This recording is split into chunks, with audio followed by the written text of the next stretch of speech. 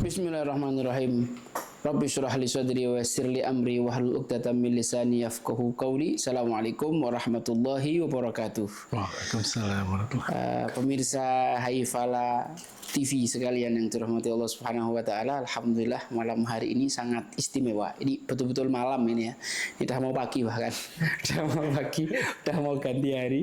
Kita kedatangan tamu-tamu yang Masya Allah sangat luar biasa, tamu mulia. Kalau dikatakan ya Abdurrahman bin Auf dan Utsman bin Affannya abad ini gitu ya, pengusaha-pengusaha yang mereka punya kisah suksesnya dan insya Allah mereka punya kedekatan hati dengan dakwah dan para guru. Ini seru sekali kalau malam hari ini kita akan mendapatkan ilmu-ilmu dan pengalaman-pengalaman beliau. Sebelumnya kita sapa dulu Bang Irfan, owner Vandiego Travel. Gimana kabarnya Bang? Alhamdulillah sehat. Gimana perjalanan lancar? Alhamdulillah. Lama di Jogja ini kayaknya. Mau buka cabang ya. Insya Allah sehat selalu ya. Terus Mas Pras. Ini founder dari Masjid Nusantara. CEO-nya. CEO Masjid Nusantara. Ya, katanya sudah berapa puluh masjid ini tadi? Alhamdulillah 245. 245 masjid. Masya Allah. Targetnya 1000 ya? Lebih. Masya Allah. Oke, baik. Bang Irfan Vandiego dengan Vandiego Travel dengan pergi asik yang ceritanya antum sudah melanglang buana ke 42 negara. Masya Allah Hajib. Alhamdulillah. Masya Allah Hajib. Ini awal mula kisahnya gimana antum? Kok bisa sampai ngerintis Vandiego Travel, pergi asik? Kemudian apakah itu karena antum awalnya hobi travel apa gimana itu pertamanya? Ya, kalau misalnya awal mulanya bikin bisnis travel ya, travel umroh, Vandiego dan pergi asik itu sebenarnya karena masalah tuntutan ekonomi ya. Oke. Ya. Jadi memang karena tuntutan ekonomi yang memang ya lumayan cukup besar ya, dan karena saya tulang punggung keluarga. Anak pertama. Anak bontot. Oh bontot malah. Oke. Tapi cowok satu-satunya Beb. Oke. Jadi ya bisa jadikan ya sebagai, kalau dulu mikirnya itu adalah beban ya jadi tulang punggungnya. Ternyata ya alhamdulillah gitu ya, dengan wasilah sebagai tulang punggung keluarga, akhirnya ya Allah kasih banyak kenikmatan ya. Justru semakin banyak pengeluaran, semakin banyak pemasukan ya. Betul, Beb. Jadi keran air gitu. Semakin kita buka itu keran ya semakin. Iya, benar. Walaupun airnya makin banyak yang keluar, semakin banyak juga. Sahih, betul. Nah, jadi ya sebelum dulu di travel, ya anaknya kan memang seorang PNS ya dulu. Oke. Jadi ini PNS di Kementerian Keuangan, di kantor pajak waktu itu, dan ya karena ngerasa bahwa memang ya walaupun pada saat itu gaji pajak sebenarnya ya cukup lah ya untuk buat anak pribadi, cuman ya karena tadi adalah sebagai tulang punggung keluarga dan tuntutan ekonomi yang besar gitu ya, akhirnya ngelihat ada peluang gitu di dunia. Pada saat itu masih masa tiketan. Ya. Dulu belum ada ya kayak online travel agent kayak sekarang ya. Aplikasi. Belum ada aplikasi online kayak sekarang yang sangat mudah gitu. Jadi mulai dari tiket, main tiket domestik, tiket internasional, dan akhirnya main tiket umroh waktu itu. Picunya Bang, kok bisa tiba-tiba tuh awalnya tiket domestik, internasional, kok tiba-tiba banting setir terus bikin travel umroh ini tadi apa awal mula itunya, picunya itu? Awal mulanya itu pemicunya yaitu karena memang menganggap bahwa ini adalah peluang bisnis yang bisa anak pribadi garap, gitu, dan juga pada saat itu juga passion anak pribadi ternyata adalah di dunia traveling ya. Karena senang traveling, inline ya, jadi enjoy ya. Karena ya mungkin dulu pada waktu masa-masa sekolah dulu ya, belum bisa menikmati dunia. Balas dendam ya situ. Uang sendiri kan, waduh, nikmat. Loss ya. Jadi loss gitu. Akhirnya tapi melihat bahwa hobi ini ya harus juga bisa jadi cuan. Betul. Gitu. Jadi pemasukan ya. Jadi pemasukan. Ikigai ini ceritanya. Masya Allah. Oke. Alhamdulillah izin Allah Vandiego pun lahir gitu di tahun 2015. Pada saat itu anak pribadi masih jadi PNS pajak. dan Nyambi berarti. Nyambi, betul. Dan alhamdulillah akhirnya karena waktu itu Ana benar-benar ada di posisi yang harus memilih gitu ya, apakah memang harus berkarir sebagai abdi negara gitu ya, yang pahlawan bangsa, kita kan sebagai ini ya Pajak. menghimpun dana, Atau jadi membayar pajak. jadi membayar pajak gitu.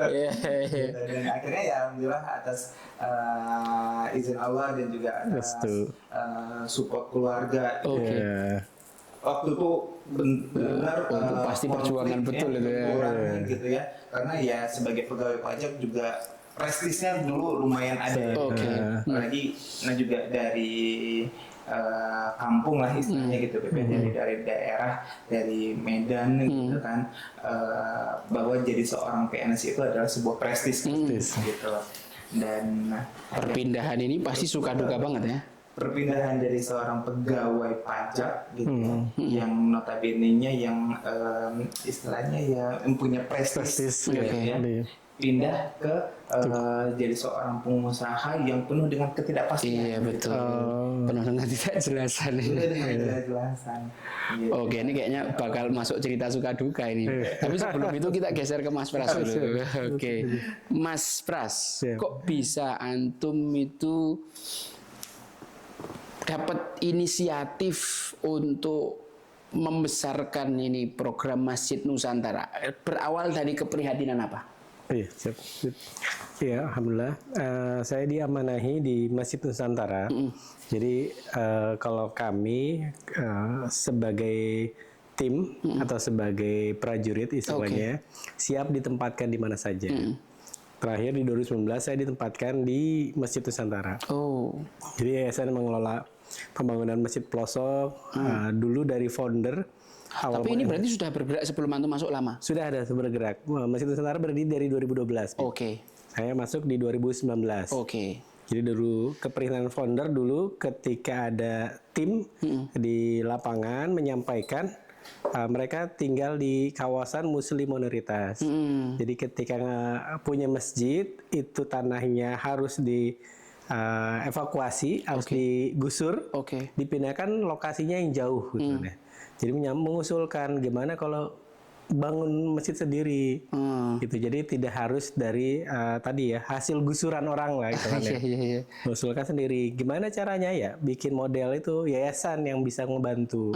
Karena dulu kan juga kita pernah tahu ada Yayasan Amal Bakti Muslim Pancasila lah, itu kan ya. Dulu kan di bawahnya Pak Harto, kalau sekarang sudah bikin Masjid Pancasila tuh ya, Masjid Pancasila itu kan. Ya, sekarang terinspirasi dari itu. Inspirasi dari itu juga itu kan ya. Membuat dari masyarakat aja kita ajak gotong royongnya.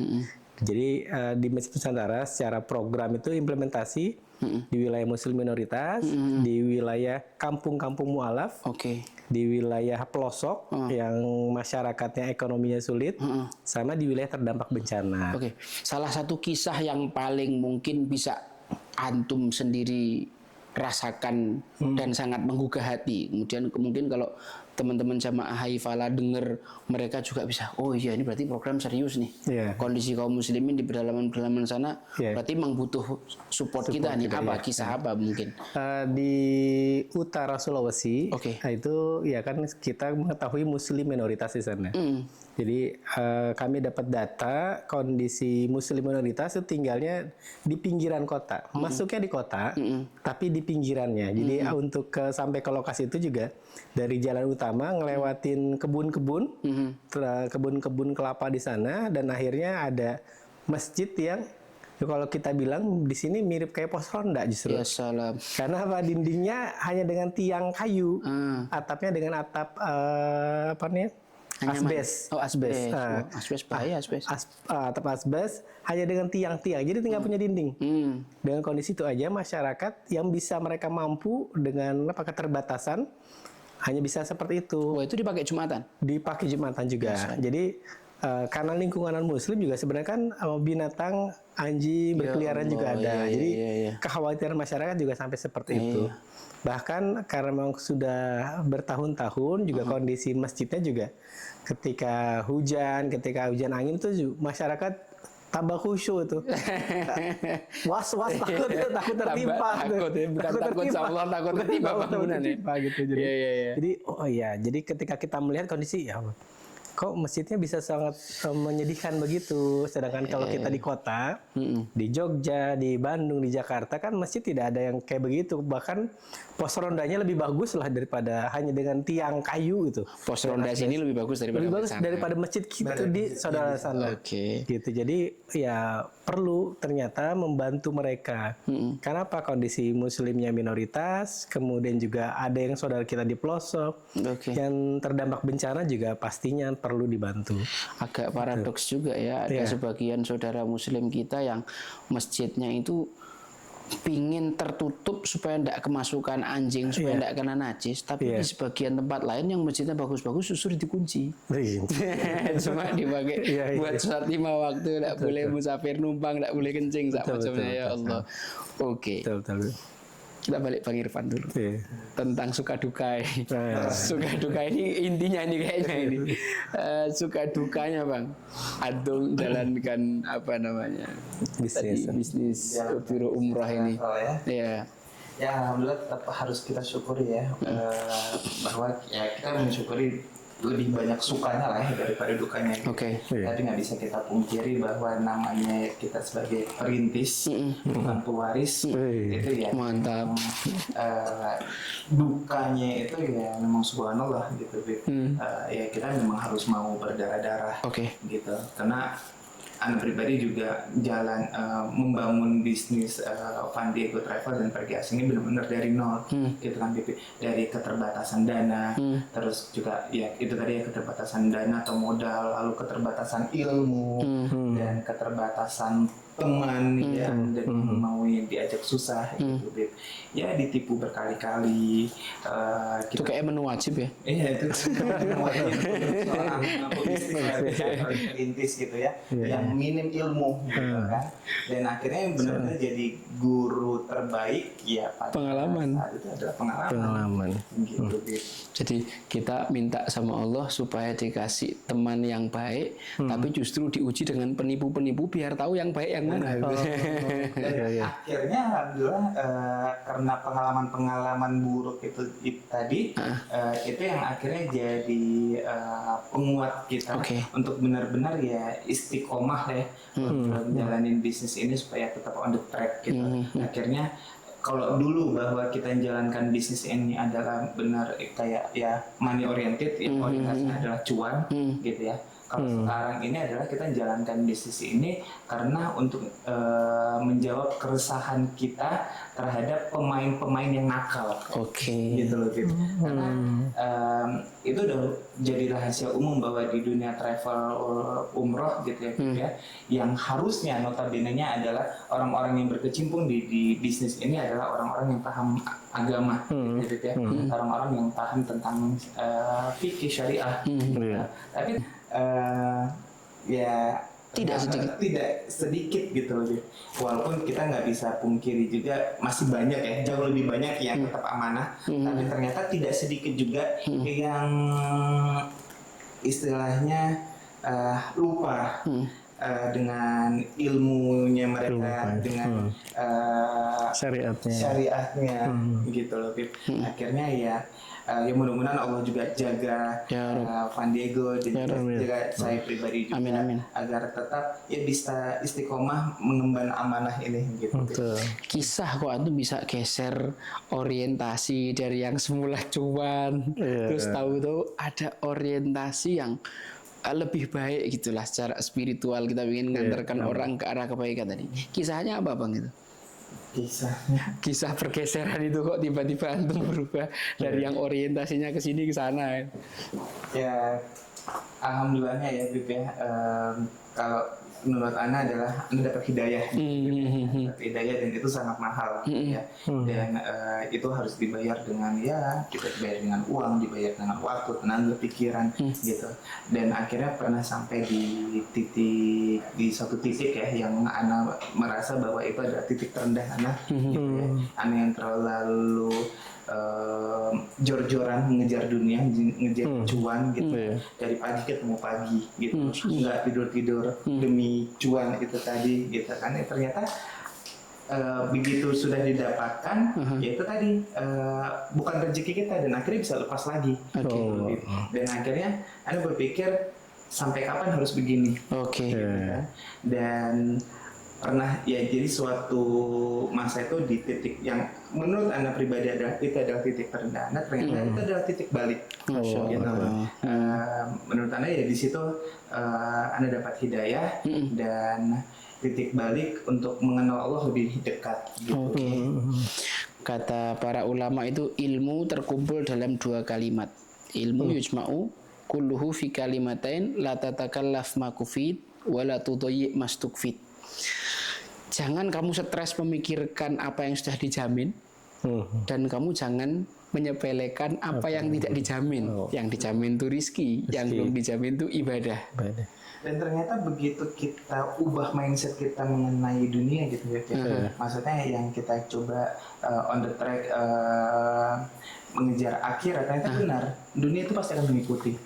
Rasulullah jamin gitu dalam hadis arba'in itu, dalam hadis qudsi Allah bilang, ya dunia ukhdum mayyakhdumuki ukhdum mayyakhdumuni wastakhdim man khadamaki. Wahai dunia, layanilah mereka yang melayaniku dan perbudaklah mereka yang melayanimu.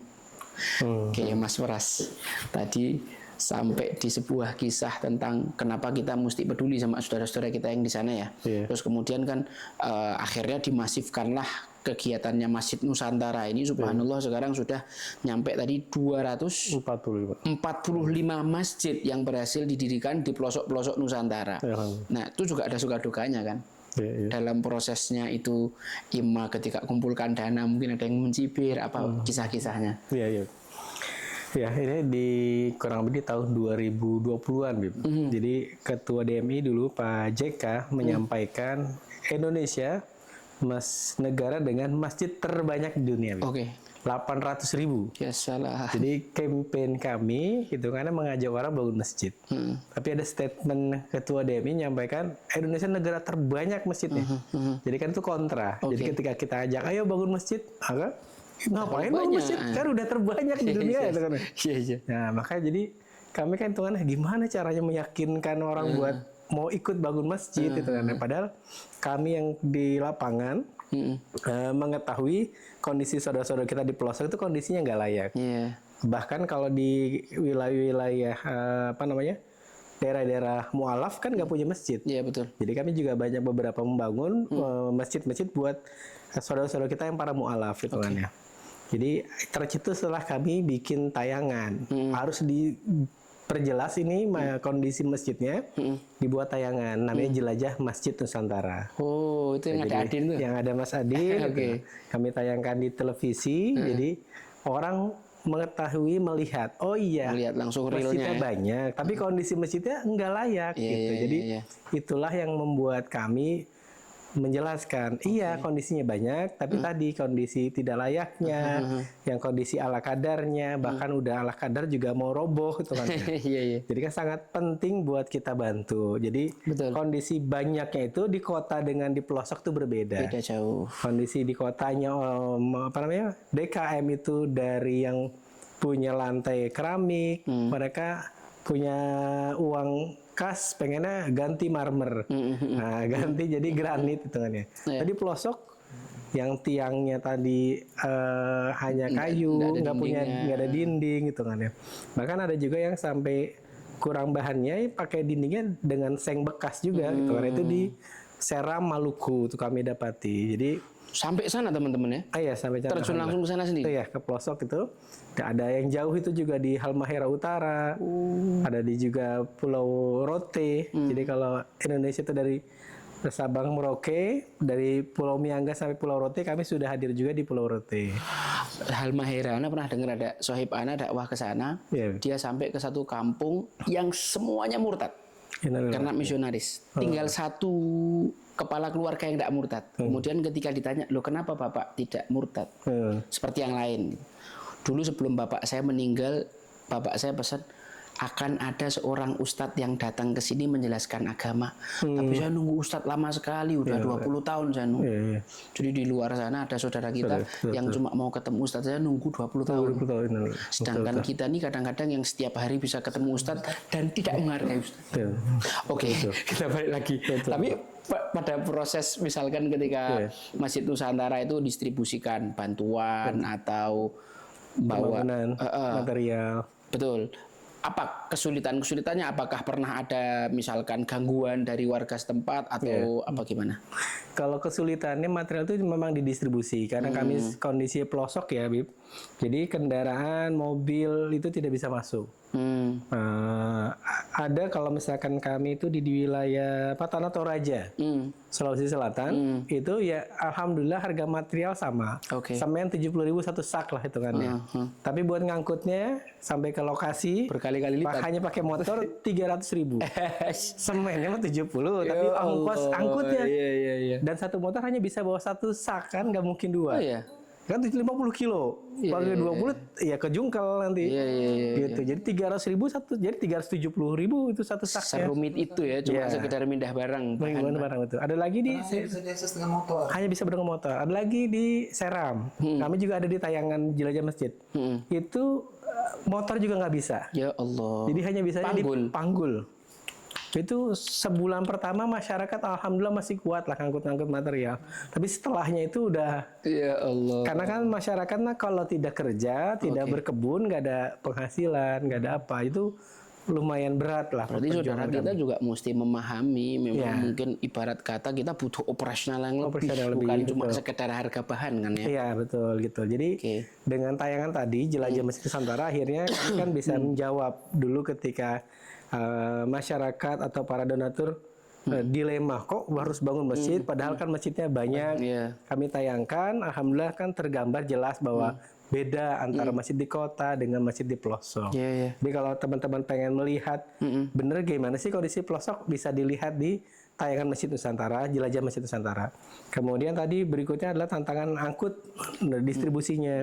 Bahkan kalau di Halmahera itu, Halmahera Utara, karena utaranya lagi sudah kepulauan Filipina. Ya kan udah kepulauan Filipina. Itu buat ngangkutnya itu kapal 2 kali dari Tobelo nanti. Wah, itu berapa perjalanan kapal itu? Nah, itu bisa, jadi paling tidak kalau tim kita ke sana pulang perginya 7 hari. Ya salam. Itu pulang perginya. Jadi Indonesia sangat luas, tapi juga di tayangan kami tampilkan keindahan Indonesia. Jadi bukan hanya sulitnya, bukan hanya beratnya Medan, tapi juga indahnya Indonesia dan gotong royong warganya, toleransinya juga luar biasa. Jadi sekali pukul banyak yang kena ini. Nah, gitu. Alhamdulillah. Alhamdulillah luar biasa. Ini satu usaha yang mesti diapresiasi dan didukung ya. Subhanallah. Bang Irfan, 42 negara katanya. Antum kok bisa sampai 42 negara itu? Itu kan pasti ada banyak sekali ibroh, ada banyak sekali hikmah yang bisa kita share. Karena memang salah satu ayat Allah, Qul siru fil ard, berjalanlah kalian di atas muka bumi. Dengan kita melihat banyak sekali hal di luar sana, pikiran kita terbuka. Kadang-kadang sempitnya kita dalam memahami sesuatu kan gara-gara pemikiran kita yang nggak terbuka kan. Tapi apa Bang yang antum mungkin dapat banyak dari perjalanan-perjalanan itu, selain antum ada Van Diego yang ibarat kata pulang pergi umroh plus kemana, tapi kan ada pergi asik juga yang ini ke beberapa negara ya. Apa Bang yang bisa di-share ke teman-teman jamaah Haifala ini supaya mereka juga nggak merasa takut dengan latar belakang yang bermacam-macam, tapi juga punya rencana, punya mimpi berangkat ke tanah suci, pergi menjelajahi negeri supaya dapat pelajaran-pelajaran gitu. Apa yang bisa di-share ke teman-teman tentang pelajaran dari perjalanan itu? Ya, hikmah yang bisa diambil dari perjalanan safar itu ya benar-benar kita gimana mentadaburi ciptaan Allah ya, gitu. Dan ditambah lagi karena anak pribadi adalah hobinya memang traveling, gitu. Jadi buang suntuk dengan traveling.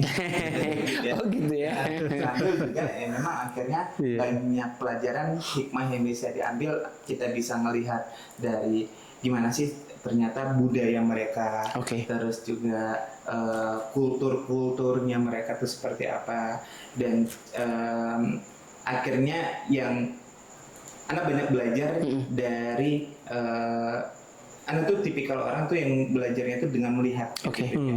Jadi begitu anak ngerasain, oh ternyata ini loh Visual ya. hikmah yang bisa diambil gitu. Dan ditambah lagi karena dulu ya, karena memang dengan ada keterbatasan dana itu kan anak senang baca gitu ya. Jadi udah tervisualisasi dengan bacaan itu bahwa ya traveling itu adalah jalan pembuka untuk melihat cakrawala dunia. Oke. Gitu. Nah, jadi ya dengan traveling tadi, dan itu jadikan saya sebagai hobi, dan itu Anda jadikan sebagai juga ya bisnis. Profesi ya. Insya Allah asik gitu. Yang paling berkesan antum misalkan selama travel ke negara mana ada Kenapa ya? apa namanya satu budaya atau kultur daerah masyarakat yang antum tuh pinginnya ini kayaknya kalau diterapin ke Indonesia bakal luar biasa ini. Itu yang sangat berkesan buat Anda pribadi itu adalah Jepang dan Inggris itu. Oke, kenapa? Gitu. Kalau misalnya Jepang, kita bisa lihat kulturnya mereka itu yang benar-benar rapi, disiplin. Gitu ya. Tapi minusnya adalah mereka terlalu nggak peduli dengan yang lain, gitu kan ya. Jadi benar-benar hanya fokus pada diri sendiri gitu. Kalau misalnya London, yang saya Inggris ya terutama gitu ya, mereka benar-benar negara maju yang istilahnya itu mereka mau berani untuk mengeluarkan pendapat secara terbuka, gitu. Liberal ya. Anda betul pernah punya case waktu kemarin traveling di London, jadi waktu itu ada melihat, jadi kita pas lagi di pusat perbelanjaan lah gitu, di pusat perbelanjaan di London gitu, terus ada ketangkap ini maling lah ya, itu pencuri, copet gitu, copet gitu. Dia klepto, ngambil barang-barang yang di toko-toko, dan akhirnya ditangkap nih sama polisi dan rame banget gitu, pada ngumpul gitu kan. Dan Anda waktu itu nge-record, ngerekam, terus tiba-tiba si polisinya tuh ngampirin Anda, terus bilang stop recording katanya gitu, jangan stop katanya gitu, jangan rekam katanya gitu. Bayangkan kalau misalnya kamu yang ada di posisi sebagai dia dan kamu direkam, apa kamu mau gitu, kan? Tapi karena ternyata kita itu berada di, Anda itu ada di negara maju ya, jadi yang di belakang itu bilang bahwa tetap aja rekam katanya gitu. Ini tempat umum kok, dan kita bebas mau ngapain aja di sini, gitu. Nggak ada larangan. Dan sebegitu frontalnya mereka gitu. Kalau kita kan di negara kita hal-hal yang kayak begitu kan masih tabu ya, yang berani benar frontal di depan orang yang punya kuasa, gitu kan ya. Karena timpang ya.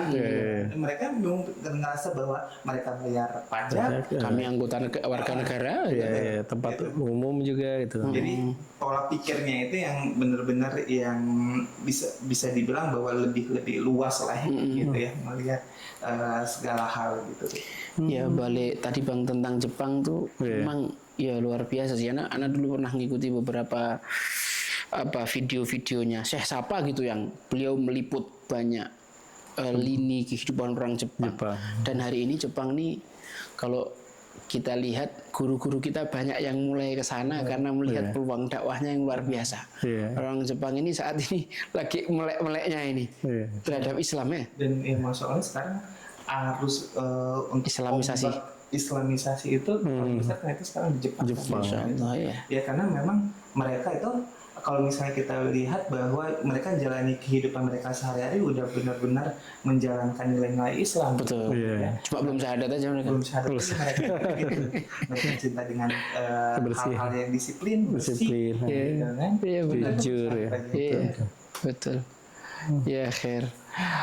Untuk ke depan Masjid Nusantara ini apa targetnya Mas Pras? Apa program-programnya yang mungkin bisalah dititipkan, sosialisasikan lewat channel Haifala ini, barangkali nanti ada teman-teman yang tertarik ingin gabung, ingin kontribusi gitu. Yang menarik kalau saya mendapati itu di wilayah Sulawesi Tengah, Bib. Oke. Di sana masih banyak saudara-saudara kita yang nomaden. Nomaden. Jadi kami juga ada di tayangan juga jelajah masjid itu ke suku Ta'awana. Jadi kita itu ke Sulawesi Tengah, Morowali Utara, dan juga ada Tojo Una-Una kabupatennya. Morowali Utara dan Kabupaten Tojo Una-Una. Namanya unik ya. Itu kalau ke sana antum turun langsung? Enggak, itu enggak, ada tim. Oke. Gitu, jadi ke sana ke suku Ta'awana, jadi dinamakan suku Ta'awana karena memang berarti orang yang dari hutan.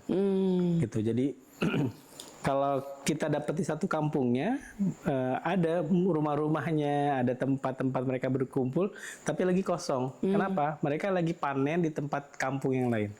Jadi ditinggalkan itu. Benar-benar nomaden jadinya. Tapi sudah punya bikin bangunan rumah ini ya, rumah semi permanen tentunya, semi permanen, rumah-rumah kayu. Dan mereka hitungannya masih belum mengenal agama Islam. Belum kenal agama lah, jadi masih kepercayaan. Ini kayak zaman sebelum Nabi Ibrahim berarti. Betul. Jadi masih saat ini masih ada gitu saudara-saudara kita itu. Jadi mereka juga ketika dikenalkan dengan Islam, tentunya ada dai yang pakai bahasa suku mereka, mengajari ke anak-anak terutama bagaimana bersuci, bagaimana belajar dan berhitung. Akhirnya jatuh hati sama dai itu kan, akhirnya apa? Maksudnya senang dengan perilaku dai-nya. Ini programnya sudah berjalan? Ini kami kolaborasi bersama dengan dai. Jadi ada beberapa wilayah yang menurut kami juga memang ternyata masih dibutuhkan dai. Betul Pak tadi Habib bilang tuh ada yang menunggu dai sampai 20 tahun. Berarti kan saudara-saudara kita selain di Tawana tadi Sulteng, ada lagi di wilayah Palu Sulteng juga. Masih kayak gitu juga pedalaman ada suku Kaili namanya. Jadi mereka juga tinggalnya kalau mereka tinggal di pohon-pohon.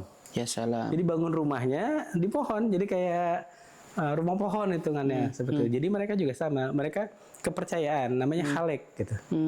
Agamanya. Jadi dulunya kisahnya ketika zaman penjajahan mereka para pengungsi ke hutan takut dengan para penjajah. Mungkin itu terputus ilmu. Jadi dan mereka mungkin sampai sekarang masih nganggap penjajah masih ada kan? Oh ya, mungkin jadi ketika mau datang dai orang pun mereka udah takut. Jadi sifatnya defense.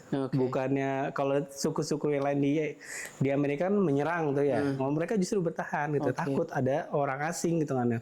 Karena dulu nenek moyangnya pergi tuh karena apa? Ada orang asing yang ingin menjajah, mengambil, bisa jadi mengambil kerja paksa orang tuanya hitungannya. Jadi ada traumanya seperti itu. Masya Allah. Jadi mereka itu ya perlu dai supaya apa? Kenal dengan Islam, kenal dengan agama. Tapi kendalanya nanti kalau dai masuk ke sana, secara bahasa gimana? Ya nanti ada juga yang bisa mengajarkan bahasa masyarakatnya gitu. Tapi selain di sana juga ada juga kami juga yang kami bantu pembangunan masjid-masjid di pelosok juga kayak di Tanah Toraja itu.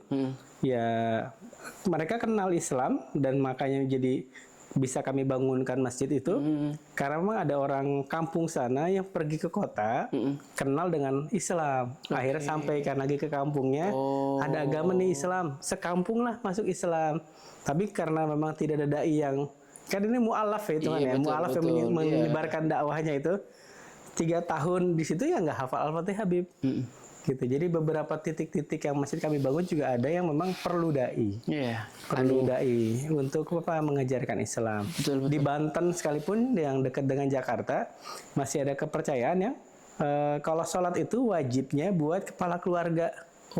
Jadi anggota keluarga, istri, anak-anak itu sudah ditanggung sama kepala keluarga. Ada yang masih seperti itu hitungannya. Jadi mirip sama kayak orang Baduy lah hitungannya. puncaknya ini, puncaknya ini. Puncaknya apa nih? Puncaknya apa namanya Van Diego hari ini dengan kegiatan-kegiatannya, dan kemarin masuk 60 besar ya. Masya Allah. Diundang pemerintah Saudi kemarin ya. Ya, alhamdulillah 20 besar. 20 besar, bukan 60 besar. Alhamdulillah sebagai 20 besar dan 20 besar. Takutnya nanti di bulan 10 besar orang pajak datang. Oh ya, ini kayaknya nggak perlu Iya, 60 besar aja nggak apa-apa. Ya, salah satu hal yang jadi wacana Van Diego ke depan untuk lebih banyak bersinergi dengan kegiatan-kegiatan dakwah para guru. Kira-kira apa tuh Bang? Yang ibarat kata nanti jadi inspirasi bagi Abdurrahman bin Auf yang lain. Kalau jadi inspirasinya apa yang bisa nanti dikolaborasikan Van Diego dengan teman-teman dakwah gitu ya, mungkin bisa diambil dari pengalaman Anda pribadi kali Beb ya, bahwa dari 42 negara tadi yang sudah Anda kunjungin ya, selama kurang lebih 20 tahun lah ya, pada 20 tahun traveling gitu ya, bahwa ternyata perjalanan yang jauh itu tadi Beb bukan perjalanan dari Jakarta menuju London Beb, atau bukan dari Tokyo menuju Madinah, tapi adalah perjalanan yang hati kita yang dulunya lalai menjadi hati yang mengenal Allah. Ajib. Jadi dari perjalanan tersebutlah akhirnya Anda tuh pengen bahwa di Van Diego ini adalah benar-benar sebagai ladang ya, ladang amal buat Anda pribadi dan juga tim-timnya Van Diego, untuk yuk sama-sama kita jadikan ini sebagai ladang amal jariah kita. Nah caranya gimana? Ya coba kita untuk rangkul asatis-asatis kita, kolaborasi dengan komunitas dakwah asatid ya, dan juga kita belajar lagi, serap lagi ilmu-ilmu dari para guru kita, karena kan jujur Anda bukan dari orang lulusan pesantren gitu Bib ya, ilmu agama anak kurang gitu, tapi mengakomodasi banyak ustadz ya. Itu doanya ya, gitu, pengen mengakomodasi banyaknya ustadz sehingga keberkahan tadi bisa kita serap, bisa ngajak orang berhijrah hati dari yang lalai jadi semakin kenal Allah ya. Masya Allah Ajib. Semoga banyak nanti komunitas dan asatid yang bisa bersinergi sama Van Diego untuk sampai wujudkan itu ya. Mohon doa dukungan. Bismillah hasil maksud. Kita kayaknya sampai di closing statement ini kalau dibiarkan los sampai pagi ini. Sudah pagi. Kita mulainya tadi pagi ya. Jam 00 lebih. Jadi podcast pertama di pagi hari. Iya siap. Mas Pras, closing statement dong. Iya. Ya, kalau misalkan banyak orang, kalau misalkan kita melihat yang bertahun-tahun mereka mengumpulkan rezeki mereka, menyimpulkan uang mereka buat membangun rumah idaman. Oke. Ya kan? Yang kalau kita belajar sebenarnya tinggalnya kita di rumah idaman itu kan sangat singkat. Sangat singkat. Kenapa? Ya kalau kita dibandingkan nanti usia kita di dunia dengan usia kita menunggu di akhirat, paling hanya 1 jam, 1,5 jam. Kalau kita bandingkan dengan usia akhirat itu. Jadi banyak yang lupa bahwa kalau misalkan nanti kita meninggal, ya rumah yang indah yang puluhan tahun orang nabung buat bangun tempat terbaiknya, istana dunianya, itu cuma langsung ditinggalkan sebentar aja. Mati ya. Ya akan setelah mati dan langsung ditinggalkan itu. Jadi dia lupa menyiapkan istana di surga. Istana permanen. Istana permanen yang caranya sederhana. Dengan apa? Dengan ikut kontribusi bangun masjid. Bangun masjid, memakmurkan masjid, maka Allah akan bantu berikan balasan istana di surga. Rumah di surga yang akan ditinggali abadi, insyaallah. Ya salam. Dan itu sebenarnya juga masalah surga itu juga sebenarnya destinasi akhir. Travel. Negara keberapa berarti? Karena akhir sebuah perjalanan itu adalah gimana kita bisa menginap di hotel terbaik. Ya salam. Hotel impian kita semua nih ya. Insyaallah. Bang Irfan, closing statement dong. Ini belum. Ini cuma nambahi ya kan? Closing statement dari Anda pribadi, ya tetaplah bergerak ya, tetaplah bergerak ke dalam koridor kebaikan. Karena insya Allah pasti alam juga akan pasti mendukung. Gitu.